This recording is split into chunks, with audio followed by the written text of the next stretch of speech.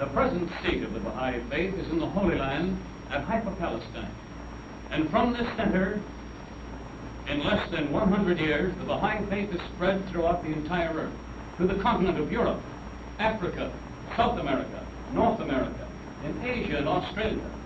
And in the United States, Baha'i faith is now located in every state in the Union, in every province of Canada, in every country of South America, in Alaska.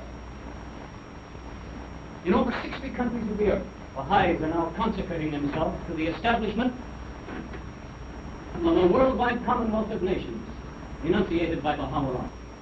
Now, as we've showed you, on all these continents of the earth, Baha'is are dedicating themselves toward securing this supreme world civilization, which will be the fruit of the teachings of Baha'u'llah, whom the Baha'is believe to be the prophet of God for this day. It's very exciting. Could I just say probably a few words as we come to the end of this, that to be the other day on the site of Mount Carmel and seat of the Universal House of Justice, so near to where Baha'u'llah chanted the Tablet of Carmel, the charter of our world institutions, and the marvelous excitement of it all. And then from there I went down to visit the tomb of the greatest holy leaf.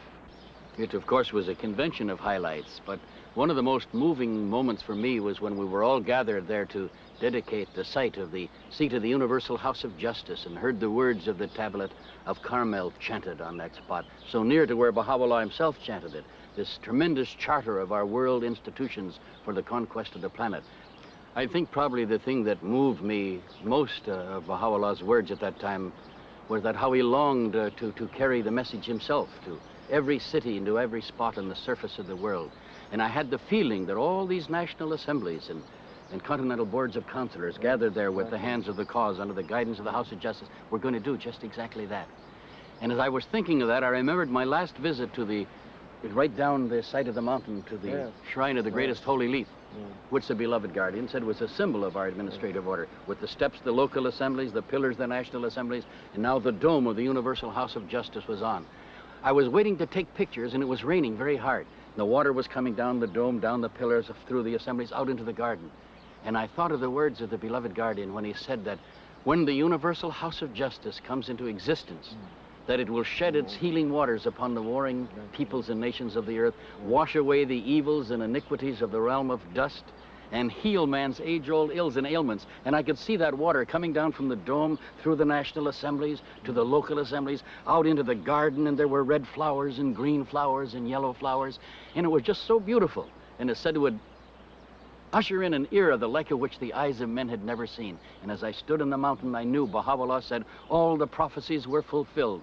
They were all completed as they stood on that mountain, and I knew that was what was going to happen to the world. It was going to be like this garden. Just very moving and exciting moment.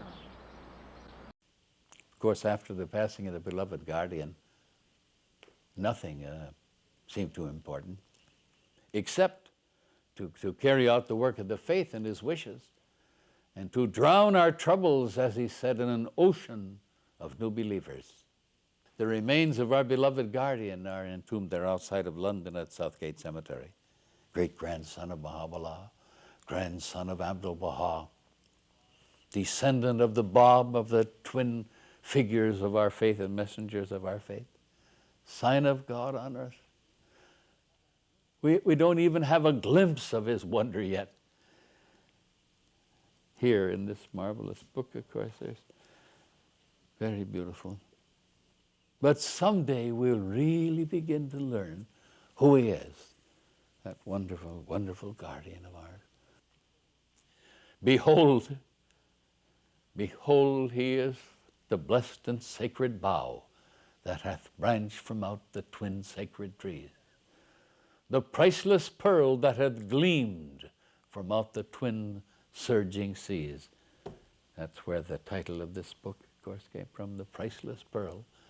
And he was far more than that. The last time I met him, we all remembered that when the time came and the guardian was about to leave, he would, with those graceful, beautiful hands, he would twist his serviette until finally, when he had made his point, he would pick it up firmly and set it in front of them, arise and go out that wondrous door. And there would be sometimes 5 minutes of utter silence because we still dwelled in the enchantment of his presence.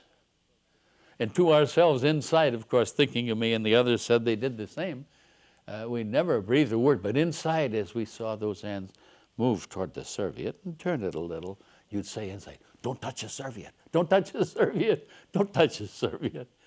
And eventually, of course, he would, and then he would leave us. And then on the final day, the beloved guardian said, I hope you will return someday with some of your African children. Well, I did.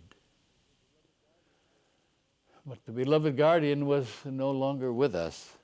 In 1963, at the first election of the Universal House of Justice, sole refuge of a tottering civilization, source of all good, freed from all error. What a wonderful occasion. And I was going in the entrance to the gate up the marble steps, and I bumped into one of my African children. We met there at the entrance to the Shrine of the Bob.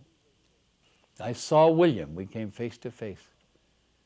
And the minute I saw him, I remembered those wonderful words of our beloved guardian. And I hugged him.